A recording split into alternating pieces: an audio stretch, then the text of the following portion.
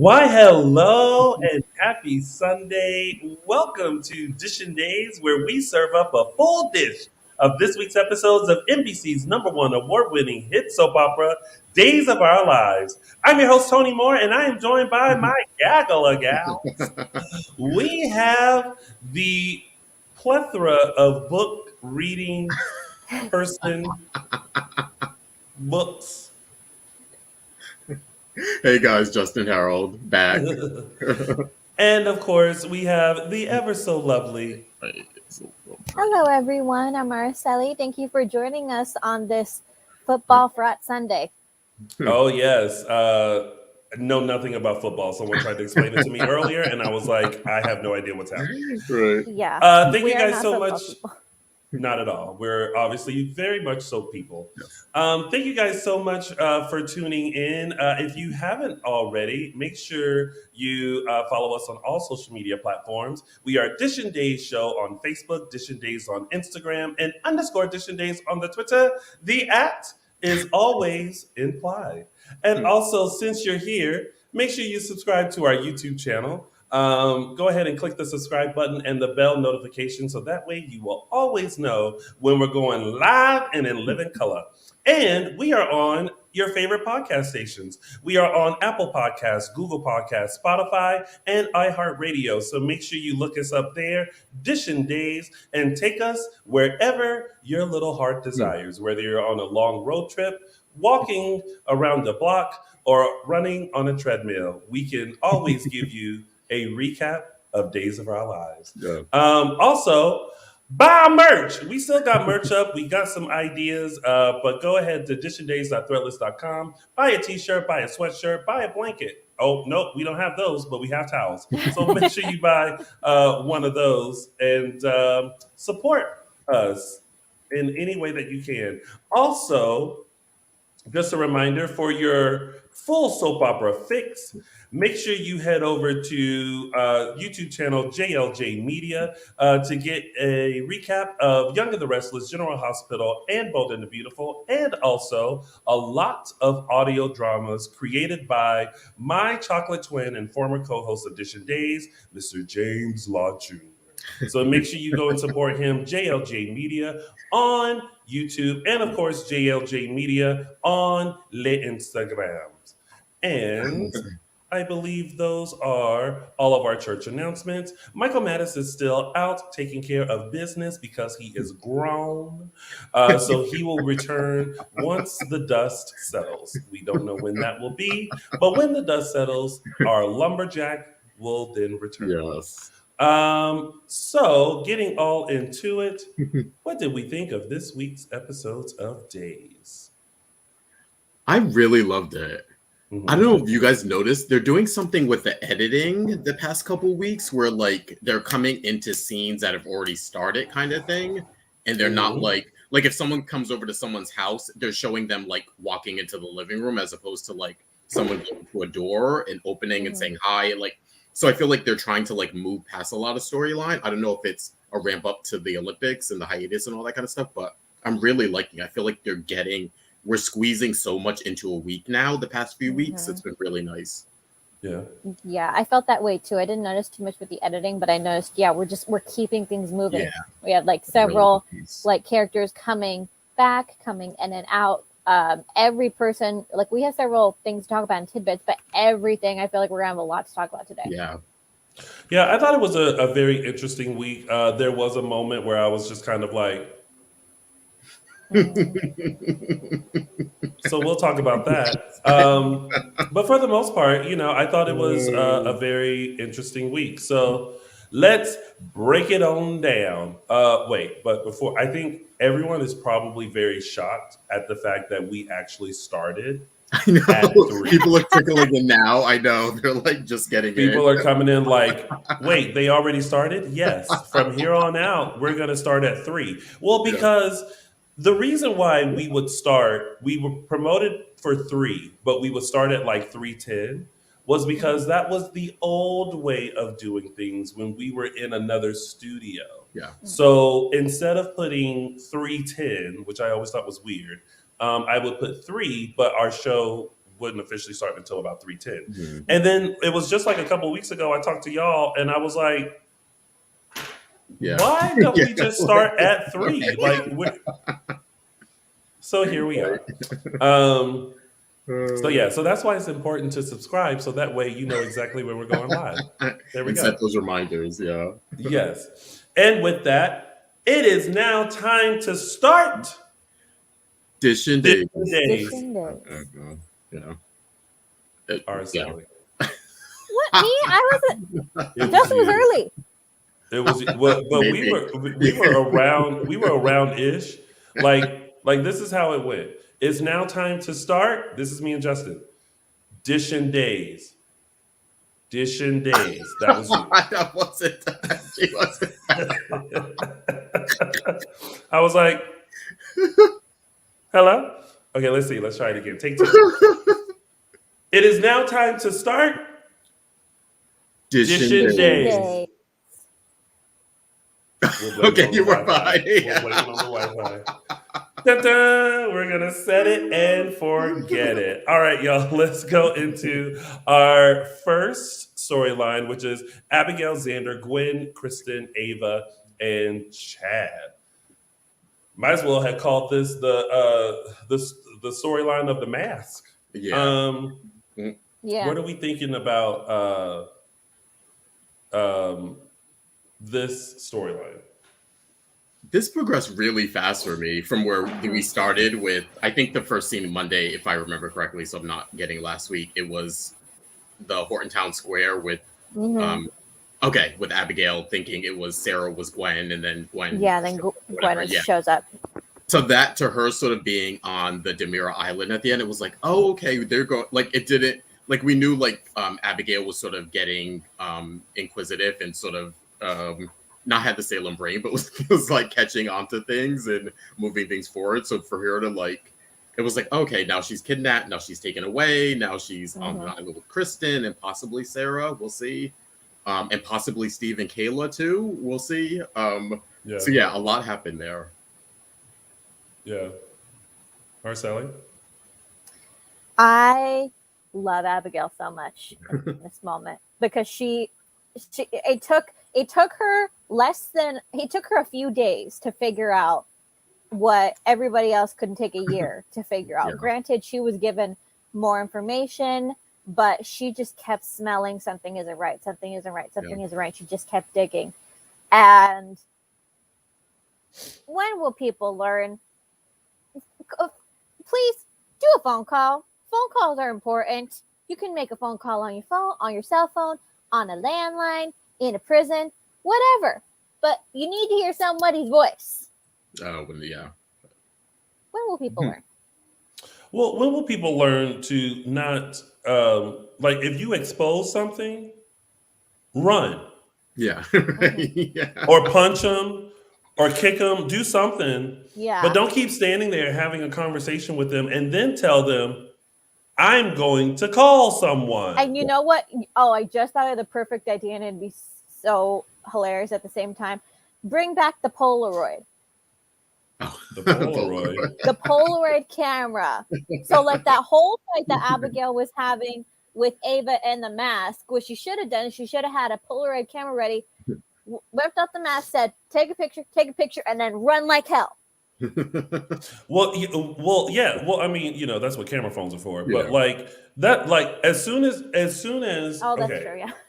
as soon as Abigail went, I knew it was this mask, and I knew it was you, Ava. Yeah. Bye. And I have like to say, gone. okay. I lost it when Marcia's Abigail jumped on quote unquote Sarah because it was like she literally like you literally saw this. Yeah. Like she was here. Yeah. You know, so she was just like you know, just out of nowhere. She was like, wait, what? And then just jumped into act. I lost it. I thought that was hilarious. Yeah. But you know, she had every right to do so. Hold on, you guys. Something's happening. You guys keep talking about yourself. I loved it. But yeah, so she was really on point this week. And Yeah, and just the Chad really look. I love Chad and Abigail, but every time something happens, Chad is always behind, always behind. Like just one time, I'd like him to figure out something, to have his wife's nose for something doesn't smell right. Well, Yeah. I don't care what situation it is.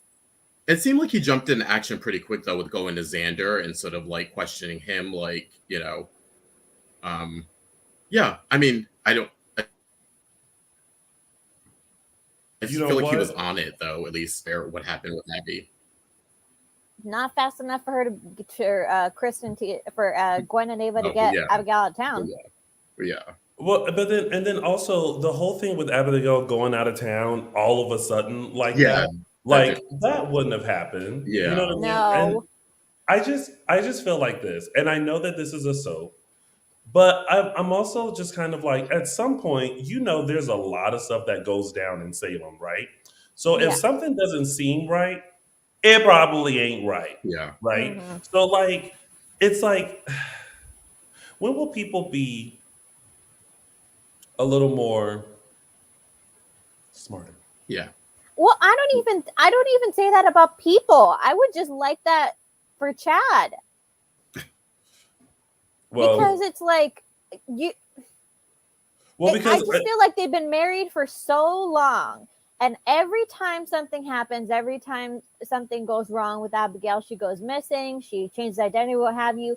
There are always clues that something is up with Abigail. And he misses them every time.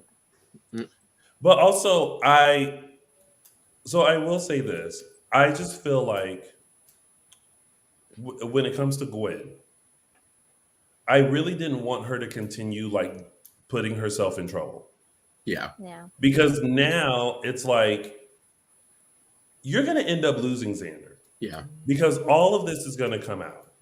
Yeah.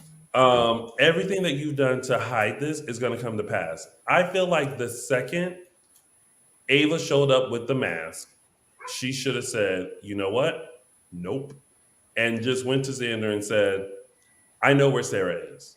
Yeah. By that point, And she was then in too just, deep, though. but not even like pretend like I just found the information. It just, you know, just came out of the blue. Because again, if he went and found Sarah and it wasn't there anymore, his love for Gwen was better. Mhm. Well, great, be with Gwen. Mm-hmm. But if he found Sarah and the love for Sarah was still there, then you know what? Go to Sarah, because I don't want nobody that don't want me. Mhm. Yeah. Yeah. Or an interesting would have been to like going along with that, Tony, of like even if she was going to be devious, like maybe you set yourself up as the person who finds Sarah. Maybe, you know what I mean. Like if Sarah's going Right. to be found, like you make yourself the hero, maybe in that, and like work Yeah. with Kristen to be like, That's true. hey, like the jig is up. We got to get Sarah. Like, can you lead me to her in a realistic way, and I can play the hero. Then maybe there's like some conflict there with Xander, at least, of like. Mhm. Gwen's the one who found Sarah, so I don't know. Maybe there's like a duty to stay with her. I don't know, whatever. But it sort of Yeah. And binds them here's the together a little thing. bit. Xander's suspicions about the whole situation have always been up, but the only thing I think that's really kept him from really figuring out the truth is his residual guilt. He still doesn't, he spent his life everybody putting him down, and the one person who really loved him, who really saw who he was very, very angry with him, justifiably so, for a time. So But she got I think over that that though. no, but I think the baby switch is the one thing in his life that Xander truly regretted, Yeah, but that he they still got over feels that. guilt about. Yeah, no, yeah, but I'm saying I'm trying to make a comparison between him and Chad. Chad continuously ignores warning sign after warning sign after warning sign. No matter how much faith he says he has in Abigail and how much faith Abigail has in him, he continuously ignores warning signs when something goes down. The only reason that Xander is doing that is because of the guilt that he feels for the babies, which is like the one and only thing he's ever felt guilty about in his entire life. Mm-hmm. And so I think that's the only No, that's reason. not it.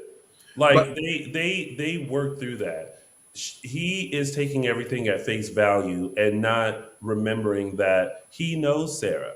So if the night before everything was fine and she was lovey dovey, what would transpire in an 8 hour sleep that would make her do a complete 180 Mhm. and be like, oh my God, I actually hate you? Because he didn't, there was nothing that he was hiding from her. Everything the biggest thing that he done was the baby switch. She found out about that. She felt what she felt. And then she like came back too, and they came back together. Um, so it still make, if 2 + 2 = 4 and 5 + 5 = 10, then what does X equal? They still don't know what X equals. yeah, So and even when Chad went over to Xander looking for Abigail, he Xander was just kind of like, okay, well, she doesn't want me. But it's just kind of like, but Xander, if 2 + 2 = 4 and 5 + 5 = 10, what does X equal? Xander, the math is not mathing. Mm-mm. It's not mathing, Xander. Sarah loved you too much and then she's gonna do a 180 like that? No. By the And Abigail is the only person that was like 2 + 2 = 4, 5 + 5 = 10. way, Kate telling the story about a mask and a big old trunk yeah, plus the pilot yeah, equals somebody around here faking to be yeah, Sarah. yeah. Mm. I did get a chuckle when Chad went over to the hotel room and he was like, "Where's Abigail?" And Sandra like looked under the bed. I don't know why that made me laugh. I was like, "Was that an ad lib?" That I was thought that was like funny. an ad lib because it seemed, and even like Billy Flint sort of, it seemed like he was caught off guard by it, but no, that maybe. But I did love, But you know what? That's smart because sometimes yeah, that happens.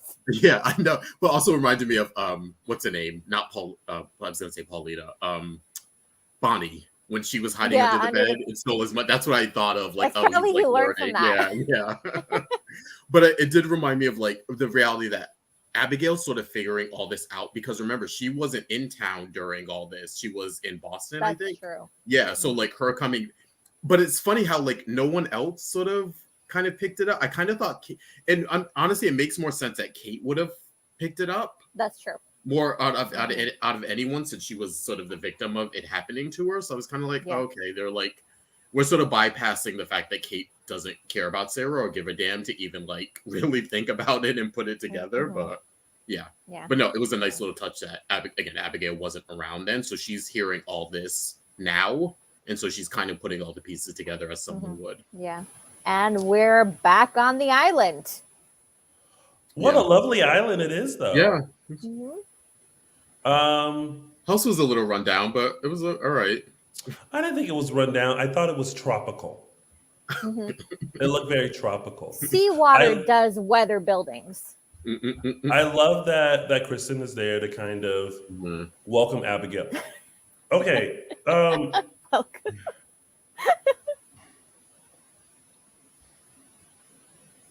Why do people put people in bags? Like, why was like she little? Because they don't fit in a suitcase. She Because didn't they have. don't fit in a suitcase. Well, it was the pilot. The pilot didn't have a big suitcase to transport her. Yeah. So Yeah. That pilot, him coming out. You know what? That was kind of cool. I like that. I was impressed with Everybody should look through the bushes. That pilot was trying to get another payment. He was Yeah. like, "Well, I'm not going to get it from these folks, Yeah. but now I'm going to get it from these people." And Ava got the money because she's a fatale. So, and the way that Gwen was looking at her, like, Yeah. do it, Yeah. pay Right. him. Get her out of here. And I he like him just. coming back. Yeah. But see, Yeah. so here's the thing about, because I'm sure we're going to discuss the writing a lot in the coming episodes. This is what I feel like is great about the writing, right? Mhm.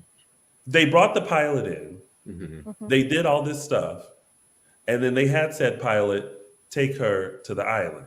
Mhm. Now, had they not brought the pilot back in or started this whole Yep. investigation thing, how's He wouldn't have been there that night, and exactly. Yep. Because they couldn't bring Kristen in because they're looking for Kristen. Sometimes, and this is an example. Sometimes you just gotta wait and see how things play out. Yeah.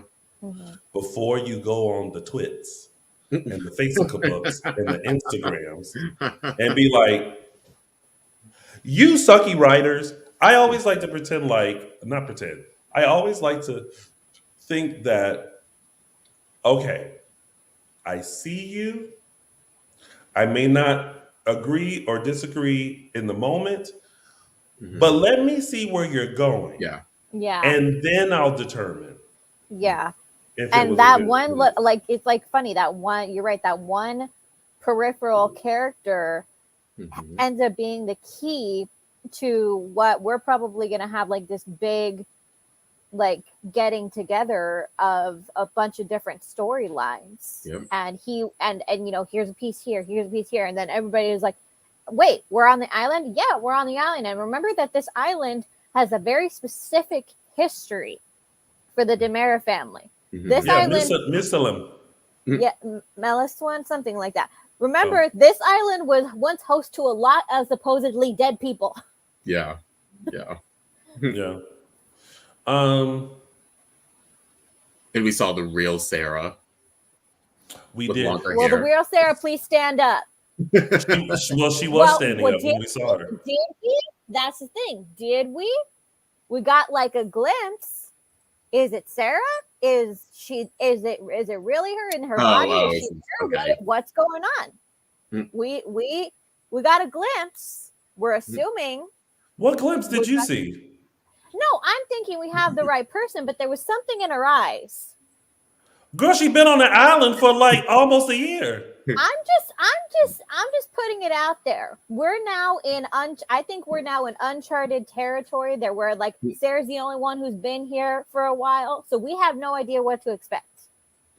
Araceli, if 2 + 2 = 4 and 5 + 5 = 10, Sarah looking like a lost person equals X because she been on an island for almost a year. I am just keeping an open mind based on what Lindsay Godfrey told us. That's all I'm saying. Okay. I'm saying that Avi, that is Sarah. She is alive. She probably still trying to figure out WTF, I'm still here. With longer hair. Someone in the chat room was like, shouldn't she have even longer hair? Like, listen, what you thought? She was going to have Rapunzel hair in 6 months? Yeah, 6 months. It's only been, it hasn't been years. She hasn't been stuck there for a decade. Megan said it was sadness and despair, Araceli. Oh, yeah. Yes, it was like, girl, she been locked up. I'm just trying to keep an open mind because we got another week before the Olympics, so I know we're about to get some big stuff. Oh, okay. So because I'm curious, you remember me? Yeah, I do like that too. What were your thoughts? Like when the Sarah turned around, like what theories did you I think it's Sarah, but keep in mind that the drug that Kristen gave her a year ago was not the same sedatives that was used to get Abigail to the island. We have no idea what the hell was in that drug. Yeah, bet. Remember, she was hallucinating. She didn't know where she was, what was going on. What you're saying is she the Sarah we know, personality wise and everything? Not that she's not a different person. She's she's the Sarah. Now I think that's Sarah, but what state of mind she's in, I'm really not sure. Okay. That could be interesting too, especially if, she gets rescued and comes back. It's like, okay, well, maybe she's not the same person that Xander fell in love with, or maybe she's different now, or that could be a good twist.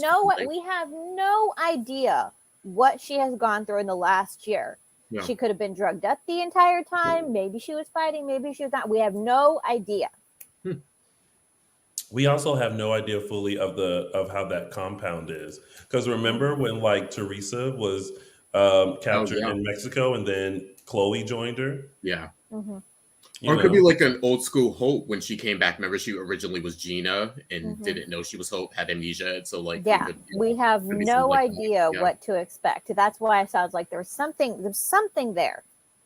Oh my gosh, y'all! Side note: I had a dream that Christian Alfonso returned to Days, and there was like a whole announcement and everything. Oh, really? Like it's not true, but like you mentioned that, and it made me remember. I literally had this dream where we were watching a promo, and it was the return of Hope. Wouldn't that Careful, be Tony?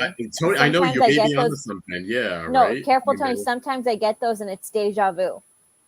It ends up being deja vu later on. It's like I'm serious. I get these like weird like fever dreams, and I never know what they're happening, and then all of a sudden something happens, and I'm like, wait, did I relive this moment? You may be on something.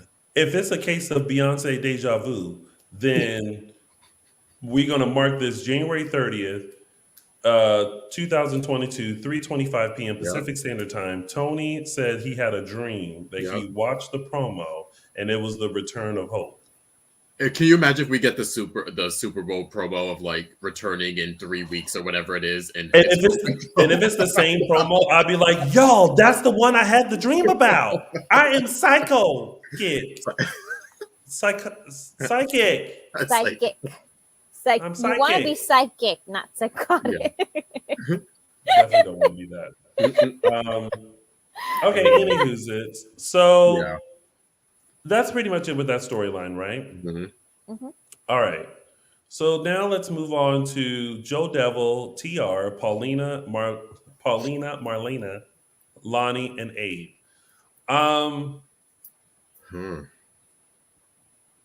Where to even begin? Let's start with TR. Welcome to Days TR. AKA William Ray. Christian's been gone from soaps a long time. Huh? So the actor who plays TR was on All My Children for decades. Oh yes. Yeah. And he's been gone for decades. And I love that. I love when they bring back someone who's like was a staple somewhere else, and they bring in someone and not for a short stint. I don't like it when they bring them over for short stints. I love them where it's like, no, you're gonna have something big happening. I love that. Yeah. They already redeemed his character. No, they didn't.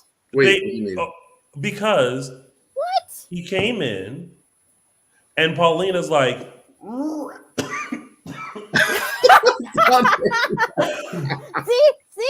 you're wrong. That was a sign. It was a sign. But she was like, Ray, what are you doing in Salem? And they had that whole conversation. He acknowledged that, like, obviously he was like a different kind of person, but now he's changed. He went and got help. He has he went to like what did he do? He went to substance abuse, counseling and all this kind of stuff. And now he doesn't go by Ray, he goes by TR, and he's in film production. I feel like no, that's not redemption. I feel like that was a way to kind of say he's in film, so he's still a little sharky, but he's not the.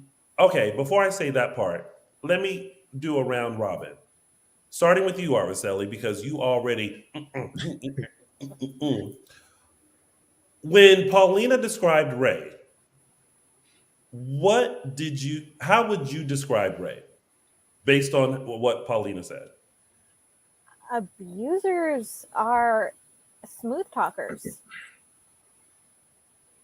Yeah. Abusers, like really insidious abusers that believe in like emotional abuse and not just physical abuse, are like, it's insidious. They're so charming.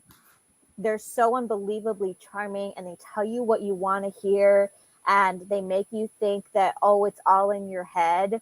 Oh, that's not me anymore. You're remembering a different guy. I'm different now. He's not redeemed. He's not redeemable. He has reinvented himself. That's the word. he has clearly reinvented his image Curtis Reed, since for all these decades later. But you can't redeem that. Hell no.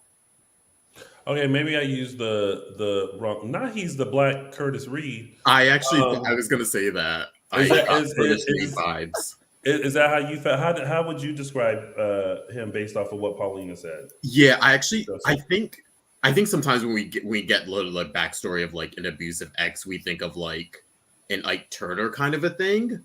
But I think we're supposed to think that Ray was sort of, as TR is now, sort of a smooth talker who's manipulative and also abusive. That he's not the guy to come in and scream and yell and like lunge for your throat kind of a person. But he's much more manipulative and sneaky and stuff like that. So when I actually took it when he was saying like I'm a changed person, I was like, possibly, or he's just lying to her, or he's one of those people who doesn't think of, most men who are abusive in that way, they don't think of themselves that way. So I think it could be him just saying like, oh, I remember it differently, or I wasn't that bad to you, or you know what, maybe I was a little bit bad, but that was years ago and I'm grown up now and changed. That's how I sort of took it. I also think if he would have come in, if we hadn't seen the previous scenes with Johnny, and then his first scene was with Paulina, I think I may have felt differently of like, oh, is he changed or not? But I think we got sort of him coming in as a shark with Johnny, and then it's the way different. Yeah, and exactly. And in that scene with Johnny, we got a very good sense of the way that he operates, the way that he says, because he never lost his temper with Johnny. He never like flew off the handle. He was just very particular about the words that he used. Everything was veiled. Everything was, very calculating. I just felt like so maybe not redeemable, but they tried to make him not the Ike Turner that we might have pictured. Yeah. They tried to make it seem like he has turned over a new leaf. Yeah. And that he's not this monster that Paulina has painted him as. Well, that's how abusers stay abusers. That's the thing, is that they either become drunks who just stay down in the gutter, or they evolve. Evolve is a good word, I think. They learn to evolve. Their core of who they are doesn't change, but they learn to evolve with time. How can I shapeshift? How can I continue to be who I am and better myself? It's all about the self. It's narcissist. Right. Go again. Look, I was a bit annoyed with that myself. Yeah, well, I was a bit annoyed with that myself. I'm not gonna lie. It was I got worried about Paulina again because the way that she lied right in front of Lani, I'm like, girl, like you just got good with Lani. At least if you're going to lie, then tell her the truth. Tell her that, hey, that is your father. I didn't want him to know that you are his daughter because he is not a good man. Yeah. He did this, that, and the third and the other, and rat-tat-tat and ... to me. Yeah. Because now I feel like it puts Lani in this state of like, why are you lying?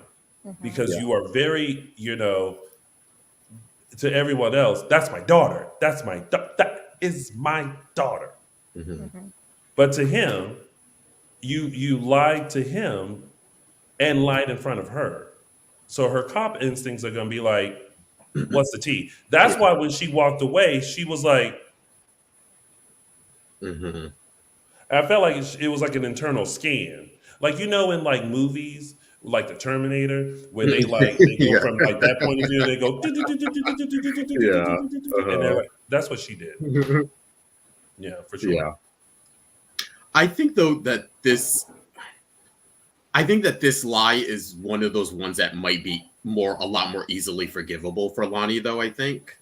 coming from Pauline's perspective as an abused woman, I think that Lani, if when the truth comes out, I think Lani would be much more forgiving about Pauline not wanting them to meet or something like that, or lying about, at least lying about that. I think she'll understand this a lot more than the previous lies. Yeah. Yeah. People of Colleen's statement. Yeah, I agree with what Colleen is saying right now. Yeah. Lani needed that protection as a child, because as a child, Ray could have done whatever he wanted with her. Because she was a powerless kid. Lani's a grown woman now. She is a cop. Information is what she needs. Information is how she lives her life. If she doesn't have the proper information, she can't protect herself. She can't protect her children. Yeah. I think Paulina just should have. Hopefully, maybe she does. Maybe she does next week. But the fact that like she gave her full government name and he went to People Search and looked her up. I mean, he put the pieces of the puzzle together quicker than Paulina could tell a lie. Yeah. Which, how do you guys feel about that? Like, would he really, like, I mean, I guess what he found is that she's his daughter. I mean, not his daughter, but Paulina's daughter. We don't know what he found. That's what I'm saying. That's why I was confused about like what was the like jackpot of like whatever he searched, because what else would he? The only thing I could think of that he might have found would be maybe her birth date.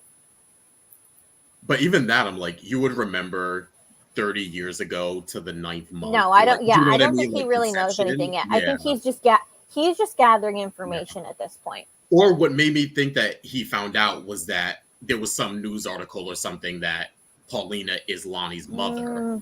That would make me him get the wheels turning of like, oh, why would she lie to me and say it was her niece? Otherwise, what else would he find out about Lani that would make him be suspicious? Like, there's nothing else that would connect him to, you know what I mean? Like, what? Yeah, other than, we have no idea what he found. Yeah. So we don't. Yeah, we have no idea. No, but he did something on People Search or whatever it's called in Salem. Yeah. But it's interesting though. I'm glad that they brought in this character to not only have a connection with Paulina, but more of a reason to be in Salem by being the producer of Johnny's film. Yeah. Show of hands, are we excited that the film is back on or no? Raise your hand if you're excited that the film is back on. I kind of feel like I'm not, just because I feel like it's not going to go anywhere. I felt like the first round, I thought like we were going to get like scenes of them filming something, or like maybe rehearsing, or we were going to get some interesting like throwbacks, or like, you know, the characters dressed up as the older people. But I feel like now this is just, I don't know, it just feels like a plot contrivance as opposed People are not feeling this film idea. Oh, really? Oh. No. Oh, yeah, Manny's with me. Thank you, Manny. I think the only reason why there's something to this film. There's if they're going to keep bringing it up, and especially if they're going to bring it up this time, then I feel like something needs to happen with it. Yeah, like something, you know what I mean? Like, yeah, absolutely. So, and again, you know, I feel like it should be a Beyond Salem season where we see nothing but the stunts and shows and shenanigans of this film production. And I mean, they could take it to like a poltergeistery kind of filming, because remember there was a lot that happened with that filming too. Oh yeah, the behind the scenes. Yeah. Interesting though, because we've lost EJ, we've lost Chanel, we've sort of lost half the cast. The movie was exciting when it was being hyped up, when we had cast. Now all the real life drama is surpassing whatever movie plot we get. and their talk about making it a trilogy. Well, the trilogy is the part 3 is happening right now in front of us. So I'd kind of like to see that play out before we get into like actual filming and stuff that happened 25 years ago. I think it would also be interesting to see other, like, let's say they're like, oh well, we lost half the cast, but now we've like actually booked people, right? I would agree. Like, what if this is just a whole marketing thing? Actors or people associated with NBC Peacock were playing these characters. Like, oh, got it. Like Kyle Richards as got Marlena. it. Okay, yeah, that could be some good cross promotion. I That mean, could be that's interesting. good. Yeah. You know what I mean? Yeah, that would get me Like- excited for it. Yeah, like do some interesting cross promotion. Yeah. Yeah. And Yeah. it's like, but can you imagine also that, like, it's the same scenes Mhm. from before, Yeah. but shot with these people? Yeah. You might be onto something, Tony. Yeah. I'm not excited about it anymore. I'm really That would not. get me Well- excited, actually. I would be glued to the TV. Like, Yeah. I just want to see how this all plays out. Yeah. Interesting. Yeah. Anyway, that's just my idea. So da-da-da-da, oh, what did we think of Paulina and Marlena's conversation? Oh, that was really cute. Marlena's still on the apology tour. Exactly. I know. When Yeah. she showed up, I was like, oh God. Oh wait. Okay, wait. Before we move on to that, I would like to know, because some people have already like See? been putting people. Who would you all like to see playing the characters in the movie? Who would you like to see playing Marlena, John, Kristen? Who else was cast? Celeste. Celeste. Hmm. I feel like they were cast Sammy. pretty well. You know, I like your idea, Tony, of bringing it, but also bringing in maybe vets from other. Well, how about we get like a Susan Lucci as like Marlena? Oh, You know what I mean? Like bring in other soap like vets. other like soap vets. Yeah, or like what's her name? Adrienne France. Bring her Mhm. back as Kristen, or John Goodman is John Black. John I feel like Goodman. that's the only way that I'd be John interested in this Goodman. at this point. I think. Oh, Goodman. someone said. Oh wait, where is it? Let's see. There's this. Oh, one. Liza Hubbard would be interesting. Oh, that'd be Oh, she's played a villain before, so that could work. Liza Hubbard. Yeah, Oh, this is a good one. Halle Berry is Celeste. Oh man, So you guys, dreamers. We're all Or dreamers like a Debbie here. Morgan would be Debbie Morgan would kill it as Celeste. as Celeste. Yeah. Oh. Yeah, she played a character okay. like that on Charmed. Yeah. So here's who we're casting, and I want you guys either in the comments Brett. or to tweet us who you think should play these characters: Marlena, Evans Black, John Black, Kristen Demera. Who else did we say? Celeste. Celeste And Sammy, right? and Sammy. Yeah, I think those were the 5 people that were cast. Yeah. So we're giving our audience homework. who would they like it? Yeah. Who do you think should Oh play my those God. those characters? Jessica Lange as Marlena would be interesting. This Kristen Bell will with be Sammy is kind of good. I like Kristen Bell as Sammy. not Brad Pitt as, I know. as Marlena. That is a stretch. Oh. God. You We're guys all make sure you not only dreamers. leave it in the chat, but also leave it in the comments and tweet us. Yes. And if you want to include or tag Ron or any of the actors that you're tweeting about, make sure you tag us and then tag whoever else. Okay, so now Yeah. back to Paulina and Marlena and the apology tour. I liked it. I liked that Paulina had some trepidation there. Like she recognized it was the devil, but it was also like, girl, like you really like messed up my life. I know you weren't in control of your body, but still, like I'm gonna be a little hesitant with you. Yeah.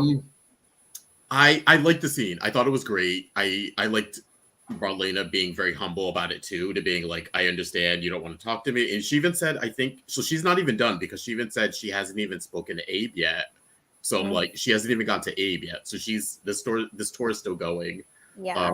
But I like their dynamic together. I really do. I hope good. that they get off this hump and then we see a lot more scenes of Paulina and Marlena together. Yeah. Look, I love that John is so protective of Marlena, that this is the first chance that she's gotten to talk to Paulina. But we gotta hurry this up. That's the one thing. Like, I loved that scene, but I felt like it was way overdue. Like, this shouldn't happen like last week or the week before. Yeah. Sure. And John has gone out of his way to say, no, like, I'm gonna keep her home, I'm gonna let her rest, and like that. We gotta hurry this up. This is the one story. This is the one part of the story that is really lagging. Marlena is, at this point, I feel like the only person who is going to be able to figure out that Joe Devil is Joe Devil. And I'm going to need this to keep moving. I still couldn't believe that she found out about what happened with Johnny and Chanel from Paulina's conversation. My point exactly. Right. Yeah. Like, you ain't talked to Johnny since then? And I kept hoping that as she was, went over to the house and was talking to him, that he would do something that would make her go, yeah, I'm with you. I was kind of waiting for him to do a tick or something where she would get a little suspicious. But this is my point exactly. I think John is being a little too overprotective right now. She need Marlena. The quickest way for Marlena to heal is for Marlena to get back to being Marlena. Also, this is what I meant when in terms of like the editing. We like the conversation sort of cut off. It was like him telling her, "I'm gonna pursue this movie," and then like that. That's all we saw of it. Yeah. There was really no follow up to it. And then the next scene, it was Johnny telling TR like, "My grandmother understands" or something, and that's what threw me. I was like, "Wait, she understand?" Like, I don't know.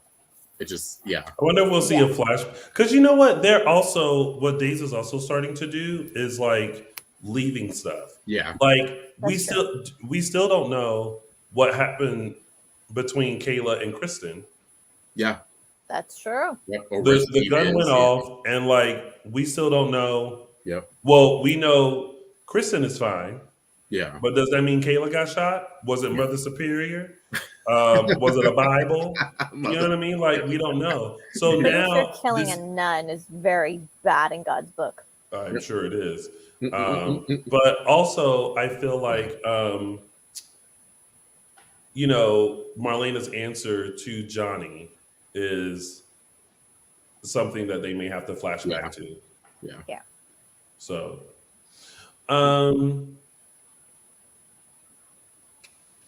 use it. I believe, and then just another sweet moment with Lani and Abe that she will always consider him to be her father. Yeah, she doesn't need anybody else. No, unless something tragic happens and she needs a kidney or something. Oh Lord, let's not wish that upon. Other than that, this man is not needed. No. We shall see. I mean, I don't know. It's kind of interesting because I'm thinking of back, like, this is sort of reminding me not only of the Curtis Reed stuff, but also the other end of it where it was like Stefano and Lexi, where it was like, your father's a terrible, horrible man. Now, we sort of like Stefano, so I think that sort of surprise back in the day was like, ooh, this is so interesting. But it was also the, like, he's your dad, you're getting to know him. But it was also the, hold up now, Lexi. This person is a bad person. They're horrible. We don't want you getting in the mix. And we saw that push and pull with them. And then we got evil Lexi. I feel like the difference there would be, while Stefano was horrible and he did horrible things and he wasn't above putting his children through their paces, he was never outright cruel Who? to his children. Oh. Like saying, you know what I Yeah, mean? Like I mean- saying mean things to them, even like putting them down or something. It's not to the level of insidious abuse the way that Curtis was. Oh yeah, no. I'm thinking of like TR in terms of this. Yeah, Lani and could like follow that yeah, and then from we don't know Lexi what and TR Stephanie. Yeah, what kind of person TR is to that. exactly. So Yeah. we know No, who he was to Paulina, Yeah. and Paulina's fear was always what Kate's fear was, that he would Oh do yeah. to Oh no. the Yeah. children what he would do to her. Yeah.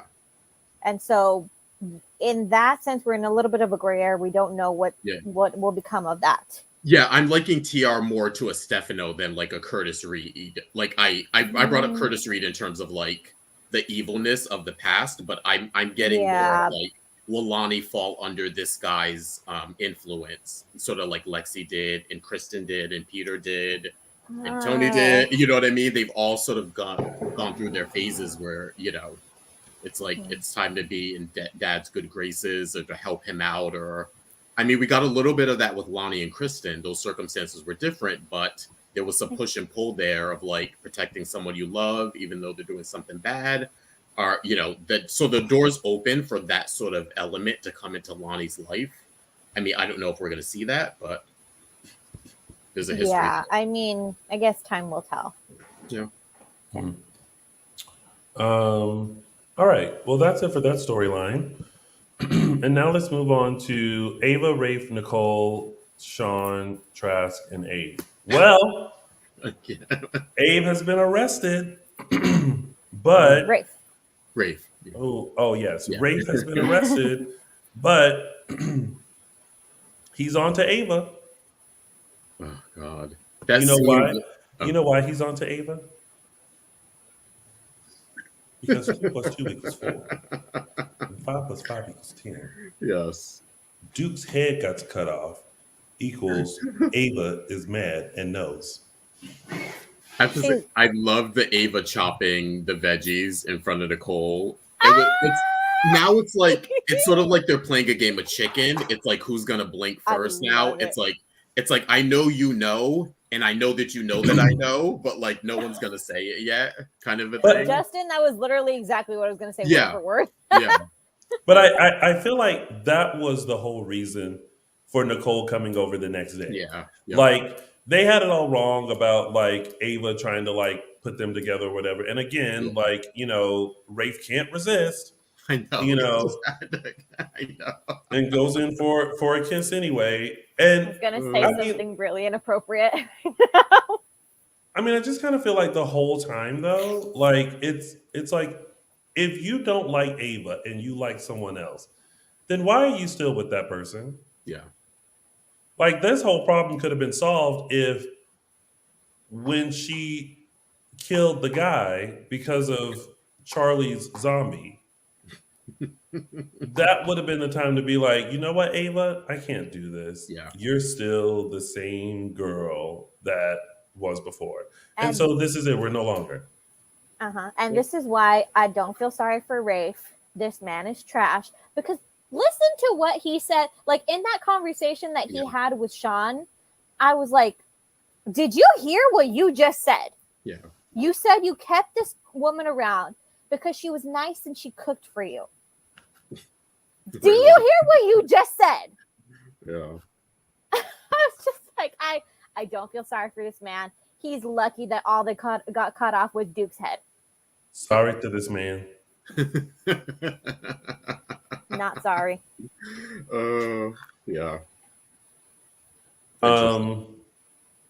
But I feel like Nicole is like, bingo, bitch. Yeah. So what? It is you. Yeah. So what? Ava wants her to know it's her. So what? Ava's like, yeah, go ahead. What you gonna do about it? Okay, I'm sorry, but should someone's whole career and stuff be ruined because you're a woman scorned? I would normally say no. Like I said, rational Araceli has left the building.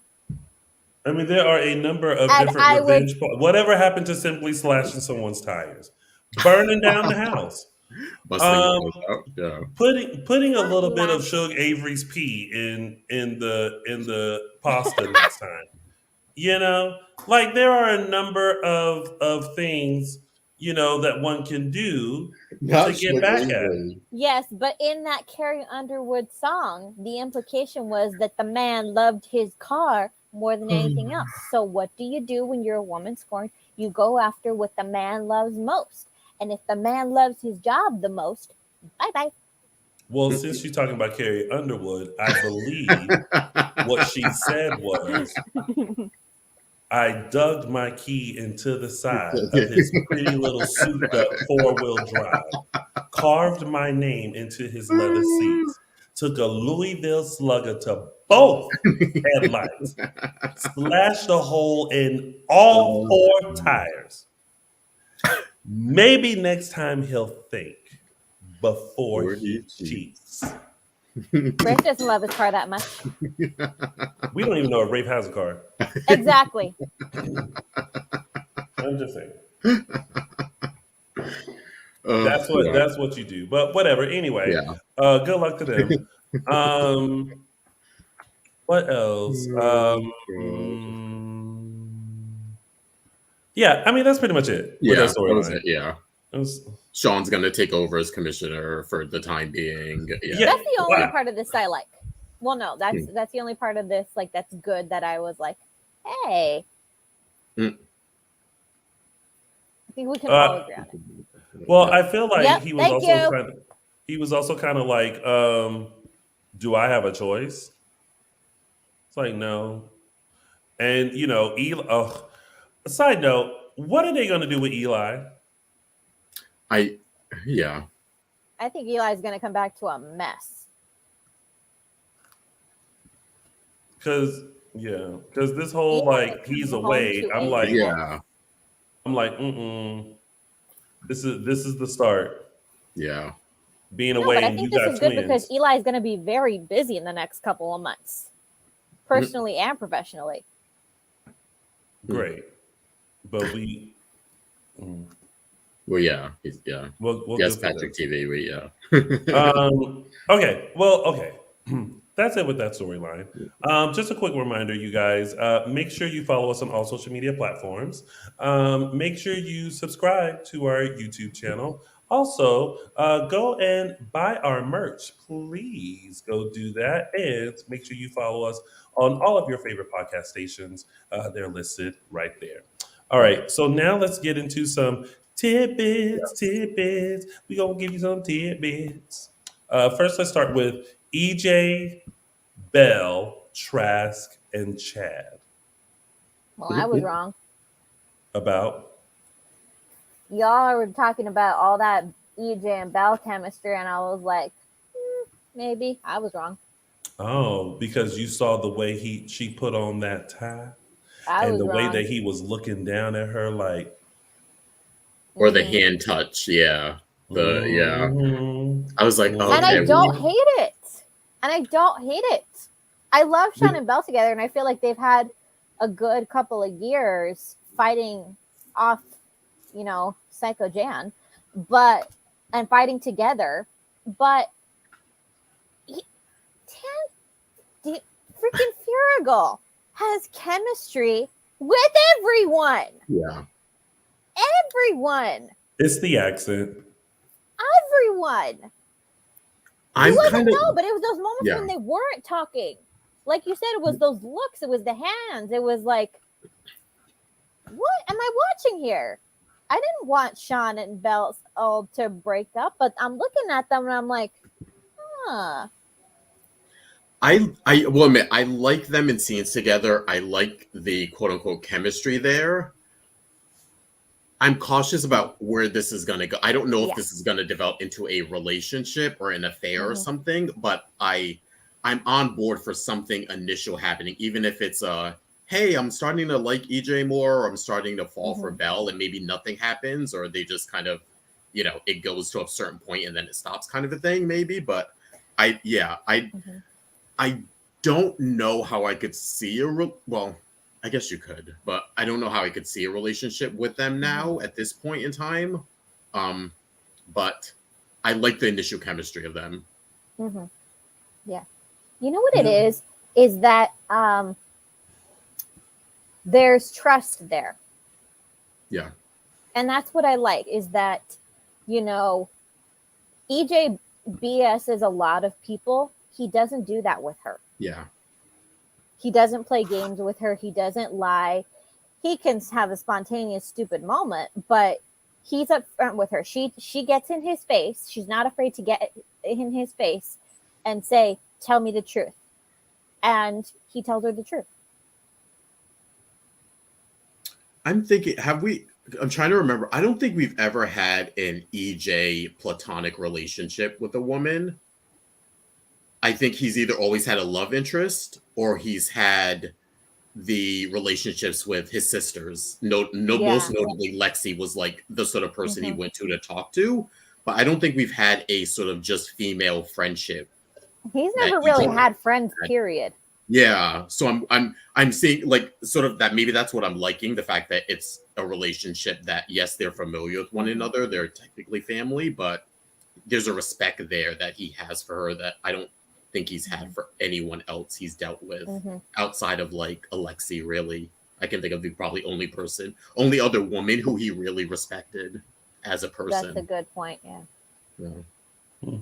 Well, someone said Ariana, but that was more romantic too. I'm talking about like a platonic, like he. Oh yeah. Oh, way back. Oh no, no. I mean, him and Ariana were a couple, or trying to be like a couple. a second. That's not no. Yeah, there wasn't a no.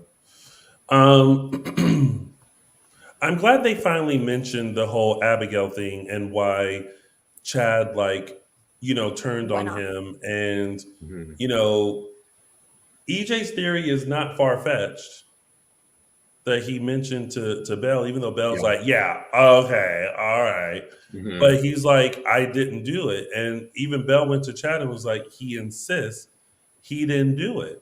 And I just feel like, I hope that there's more of a conversation about that. Yeah. So she can say, wait, EJ was with me in the courtroom the whole time. So when did he have a chance to do this? Well, actually, if you notice this week, it was a surprise to me because I forgot this. Belle did mention, I think EJ was starting to say that, and then Belle mentioned, no, remember when I left to go talk to Chad? And so in Belle's mind, she's thinking, if this is true, it happened at that period of time. And EJ, that's why I was thinking too, like, oh, Belle, you were there the whole time. Like, you know he didn't do it. But then she mentioned when she was like, no, I wasn't with you the whole time. There was that period of time that I left. This is a good question. Why does Trask have so much anger on everybody? Because so many people in Salem get away with everything, and it makes her job that much harder. Yeah. Christian, Me World. Hey, Me World. Oh my gosh, Tony, I was just thinking the same thing. Why has no one mentioned that on the show? No idea. You know, it's all a part of the suspense.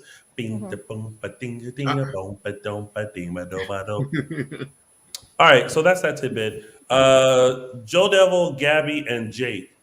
I don't know about y'all, but there is something about the way Johnny talks to Gabby that makes me go, maybe she should dip her pawns into the Johnny Demure, even if it's for a second. Because it's such a contrast, right? Because Johnny comes over like, what is a beautiful, smart, intelligent, fiery woman like you? Da-da-da-da-da-da. And then, hey, Gabby, do you need a drink? Like, it's just such a different dynamic that you almost kind of look at Jake like, I need somebody like Sade was talking about. I need that smooth operator. Well, I wouldn't kick Jake out of bed either. I mean, no, but like when you've already had butter toast, do you stop going for the croissant? I think my brain just froze. Okay. Well, let me help you out. If 2 + 2 = 4, and 5 + 5 = 10. Johnny being the croissant plus Oh my god. Jake being the buttered toast, what do you think Gabby should go with? I think Gabby should I be think a. I think Gabby should cut out the carbs altogether.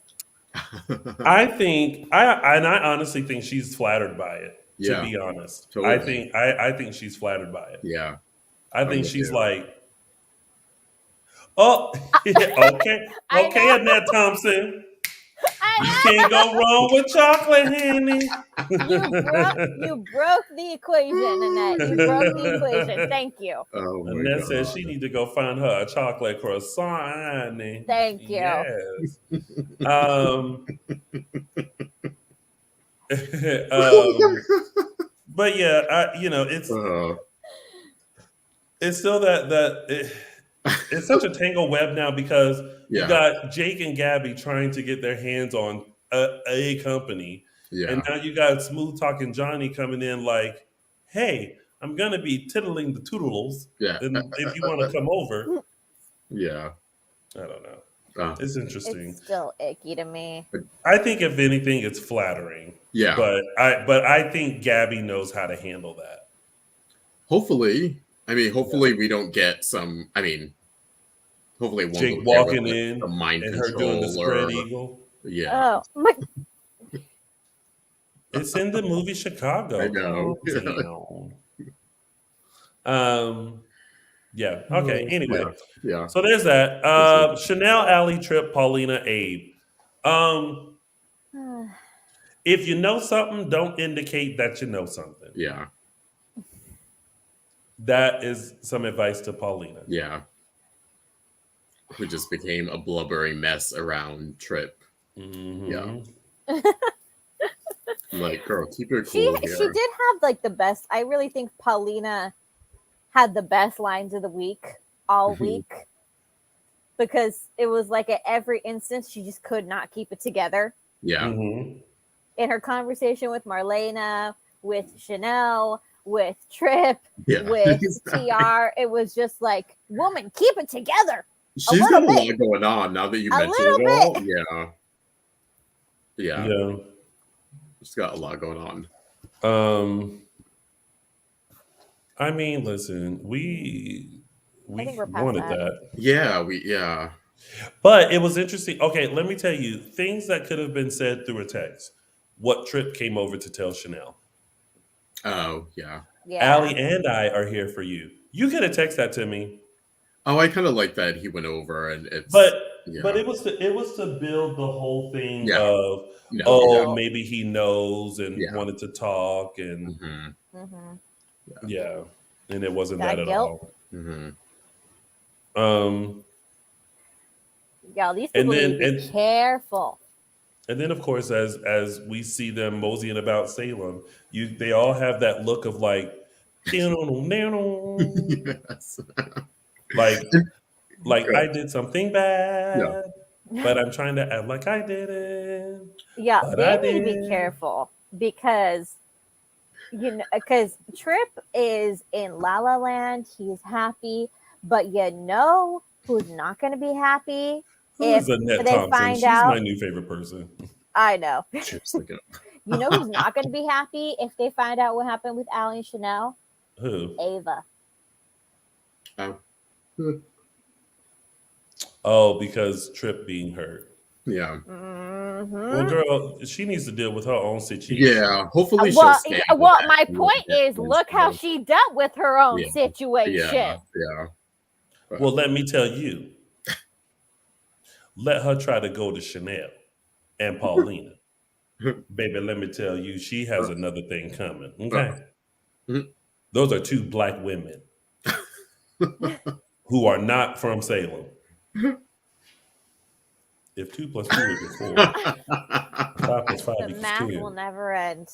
And Ava going after Chanel and Paulina definitely does not equal. Okay, I love that we've like abandoned the the working part of like Sweet Bits of like now like They ain't ever in that restaurant. The shop. They haven't been to Sweet Bits in 3 weeks. Well, you know And what? so- Maybe the business is going so well that now they've hired workers. I was, you know So they what? don't I have was to be actually there. waiting for them to say that because there were a couple times that I think there was a time where Abe ran into Chanel and he was like, "Oh, I'm good. I was just about to go to Sweet Bits," and I was like, "Oh, this is the perfect time for her to say like we hired, then you know, I'm we're doing gonna so need great. to We see hired them. someone because like." But then I'm gonna need to see them so that I don't think that they're really just bad at their job. Because like, remember back in the day when we had the Java Cafe, we saw people working behind the counter. Yeah. And remember when we had Sunny's club, we saw people Yeah. working behind the Of counter. TBD. We Yeah. had tea. We had Side people. note, I have to say, back in the day when I was doing background work on Days, I did a scene in the Java Cafe. And I remember they gave me a slice of apple pie, and it was real apple pie. And they were like, "You can eat it if you want." I tore that thing up. And I think that's where my love of apple pie came from. Yeah. Yeah. Oh. When it's Java really Cafe, fresh so- and somebody really takes the time to do the slices and the crust, it's really good. It was really good. It was really good. Anyway, that just took me back there. Yeah. All right, so okay, that's and then Paulina and Abe had a little yeah. convo. I still think Abe still cares about Paulina. Oh. Paulina still cares about Abe. Definitely. And now I think with the introduction of Ray or TR, I think it's going to bring their dynamic. It's going to shift their dynamic, I think. Totally, yeah. I agree with you. Yeah. All right. Yes. Here we go. The moment we've all have we You marked guys enough are time? to wondering. talk There was about a this reason topic? we waited. We Our waited for this. last. You guys don't know how long the placement of this topic was on the okay. I was like, let me be strategic with this one. Nancy, Craig, Chloe, and Brady. Let me say this because I had this conversation with James R. Jr. Before I watched the show. Okay. And I read what someone sent to the Dishin Days DM. And everyone points the finger at Ron.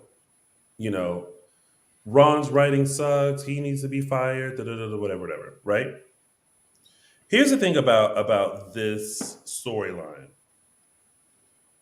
One, the foundation of the Wesleys, Craig and Nancy, has kind of crumbled because,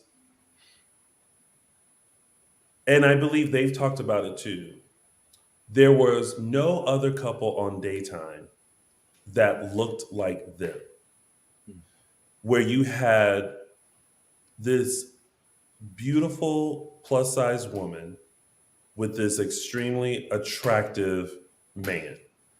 You never saw that. You always saw someone super hot and sexy with someone super hot and sexy.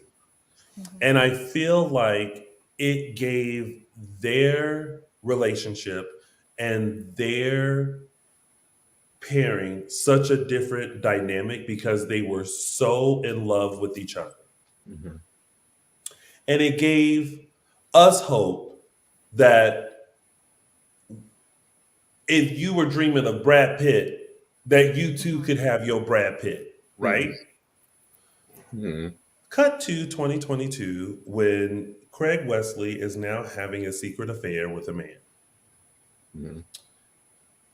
And it's kind of, I feel two ways about it. One, the foundation has kind of crumbled. Two, I feel like, well, why this scenario? Why this for these characters that are not stapled on the show right now? There's a big part of me that still remains the fan with open arms, who is hoping there is a reason why this is happening. That this is the start of some ripple effect that makes sense why this is happening and is not just happening just because it seems like a good idea. Does that make sense? Okay. Like Yeah. there has to There's a bigger thing here. There's something bigger. that we start with this, Hmm. that if Craig coming out as gay is going to be the catalyst to start something else. So that would make this be such a good reason as, oh, it's like a, okay, I see why you had to do that, right? Okay. But if it's just going to be, I'm gay, you break them up, and then we don't worry about the storyline anymore, it's going to be like, no, I don't accept that. Okay. You want to go, Araceli? I have a lot to say, but I don't want to. Yeah. No, I want you to go first because I'm at a disadvantage because I wasn't a Days watcher when Craig and Nancy were on originally. Mm-hmm. So I didn't get to see a lot of that. So I see it through a different lens. So you go, Justin. I think, Tony, I agree with you that in 1990, 6 or 7, when they showed up, or maybe even sooner, that was such a great storyline of Nancy, the plus size with this. And they sort of touched on that through the years. And I love that back then it wasn't treated as like, oh, look at her with the hot guy. What did she do? Or something. It was always Nancy came in and she was the personality of the relationship. She was Spitfire, you couldn't tell Nancy, you couldn't tell her she wasn't hot, she wasn't good looking, she didn't deserve someone like Craig. So the element of this bigger woman with this sort of thin, conventionally attractive guy was sort of stuff the public put on it. It's not something Days really explored within their relationship. It came from a lot of other people on the show when they first came of we'd get that when Craig and Nancy would first show up, we'd get to oh, you two are married kind of a thing. And that was it. I think back then it said something and it was a great storyline, but I think now we're almost 30 years removed from that. I'm okay sacrificing that ideal. When I first kind of got the inkling of this, I was like, because early on when they were doing the Craig has a secret or something, I don't know if you guys noticed, but whenever he never said that he didn't have an affair. He would always, in those first couple scenes, he would always say, "You're the only woman for me." He kept saying woman. So when he said that, I was like, it tipped me off. I was like, oh wait, are they gonna go there with he's sleeping with a man or he's cheating with a man or interested, whatever. I'm kind of here for this storyline actually. I think it's a good way to explore sexuality, the way that we have gotten the Chanel Allie storyline and how that's explored sexuality. And it's not this maybe traditional quote unquote lesbian or bisexual storyline. It's two people kind of working their way through their feelings. One who identifies as fluid, the other one who hasn't yet identified yet and still doesn't know where she fits or she's exploring things. I'm glad that we're getting it from this perspective. We've never seen that on Days before. We've had quote unquote the younger gays in their storyline. I think this is very interesting to do it from a quote unquote middle-aged, slightly older middle-aged man. I've seen a lot of the blowback about it, and a lot of it is rooted in homophobia. A lot of it is rooted in the, oh, here we go with Ron doing another gay storyline, or when there's, we've had 5 gay people on the show in 65 years versus we won't be discussing those people. I refuse to acknowledge those people. But I also think the homophobes who just simply hate the storyline for the sake of hating this storyline and the people they represent. Also, this is a story that does happen in real life. Yeah, it does. Whether they're gay or not, or come out later as gay. And also the history of Craig and Nancy is that they were high school, college sweethearts. They broke up for a little bit of time, and that's where Chloe came in. They got back together, and they've been together since. Honestly, I don't even think Craig has been with another woman outside of Nancy. I don't think Nancy has been with another man. She was raped, of course, and that's where the identity of Chloe sort of was a mystery. But I don't think either one of them has been with other people. they've been together since they were kids, so to speak. So this, I don't think sometimes people who don't have a relationship with the LGBT community can't understand that a person can do this, can marry someone and or be in love with someone who they marry and go through life with them and either come out later in life or explore their feelings. So I think a lot of people, it's a shock to them, and I don't think they get it. And I don't know. I think there's complicated feelings there. It's the question of why them, why now? Yeah. You know what I mean? Like it's like No, it's like what do you mean, like why make Craig gay as opposed to someone else? What do you mean? I don't know. Like, as in you're literally bringing them on for this storyline, right? But why? Like, what purpose does it serve? You know what I mean? Like, again, it has to be for me. Y'all know I'm a fan with open arms. Yeah. But for me, it has to be, and I get that, like, and we've seen it where people who are older in life do discover their sexuality because, you know, different generations were not able to fully embrace who they were. And they kind of had to, like, go with the flow for the sake of family, how things appear, everything like that. My question is, if you're going to do this with this couple and these characters, what is the bigger purpose it's going to serve? Because if it's just going to be just to tell this story, and then it does nothing. It does nothing to Chloe. It does nothing to Brady. It does nothing to, you know, for the overall scope. Yeah. Then what is the point of bringing in Patricia Darbo and Kevin Spiritus to tell this story in like a matter of however long it takes? Because obviously it's going to rush through. But what would be, because I just always feel like soaps have a point, right? Either they're trying to see if like, for example, this first example comes to my mind. They tried to at one point pair Abe with Kayla. Yeah. They touched on it and then they were like, Yeah. Then they tried with Maxine and it was like, But those people were already on the canvas. Yeah. To bring people in to tell this story, what's the bigger, I'm interested in, like, what's the bigger purpose and what's the bigger picture? So, okay, so what you're saying is you don't want Craig to come out, Craig and Nancy break up, and then 3 weeks from now they're off the show. Do you mean? Yeah. But what makes you think that? I guess what I'm trying to understand. What I don't think that's going to happen necessarily, but I'm just trying to figure out, is this the catalyst for something else? Is you know, is it going to be,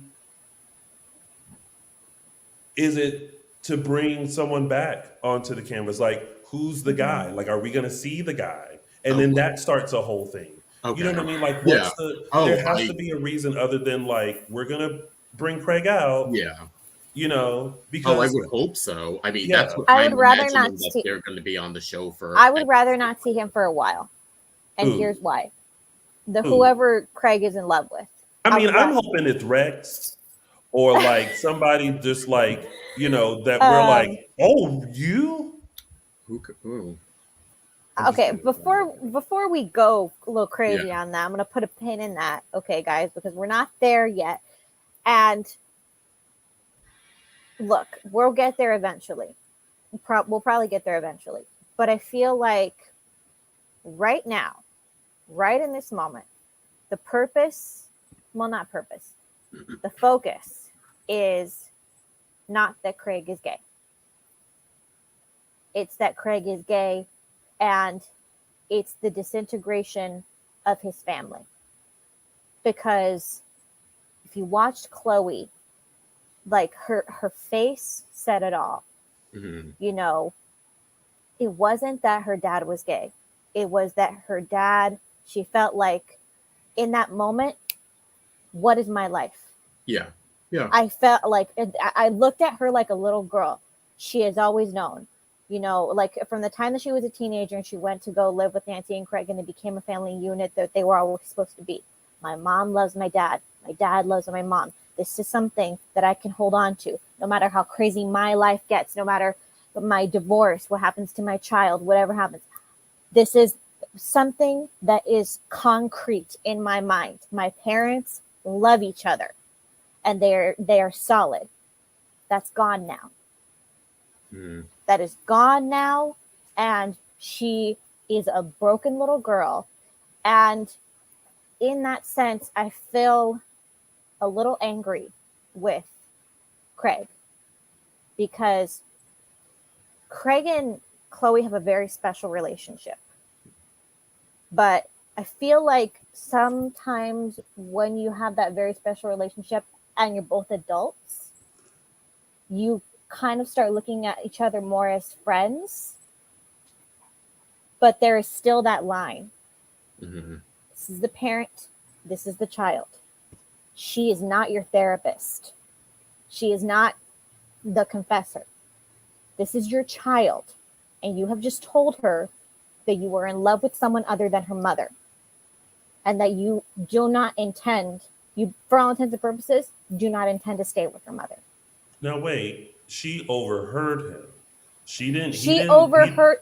He didn't bring her in and say, "Okay, I'm gonna tell you the real deal." She overheard the conversation and pulled it out of him to speak the truth because she's not gonna deny what she just heard. And Yeah. now he has some explaining to do. So I don't. Yeah, and in that sense, I'm not like it's. I'm not overly upset. I'm trying to look at it from Chloe's perspective because that's something truly I can't identify with any of the people in the storyline. Yeah. You know, I am not LGBTQ. I'm an ally, and I am not a child of divorce. So it's like I can't identify with any of this. So I'm just trying to look at it from Chloe's perspective, and her face said it all. The life that I thought I knew, the one thing I thought I could count on, is now gone. But I think you're saying that interesting that all three of them are sort of going through that. We're going to have, hopefully, Nancy finds out soon. She's going to go through that. Craig, we see, is sort of struggling here. I mean, we also don't know his story. Is he bi? Is he gay? Is he exploring? Well, he said gay. And he said gay. He did say gay. He said gay, that he's in love with this man. Okay. And I think Tony's point that needs to be made. It needs to be made. Why now? We need Craig to explain in his own words why this is happening now. Well, I don't need Craig to explain. I think we do. I need the show to explain why Craig. Well, I think the show will explain through Craig. I think. Well, right. Yeah. But here's the thing. Is this the catalyst for something to happen with Chloe? Is this the catalyst that's going to... I'm all for the story, right? Because this is very relatable. And, you know, I think some people can relate to this. And we're also seeing this in, if you are a lover of Sex and the City and watching And Just Like That, you know, the same thing is happening with the character of Miranda. However, in Salem, in soaps, Craig and Nancy have not been to Salem. Yeah. Suddenly, she's trying to contact Chloe.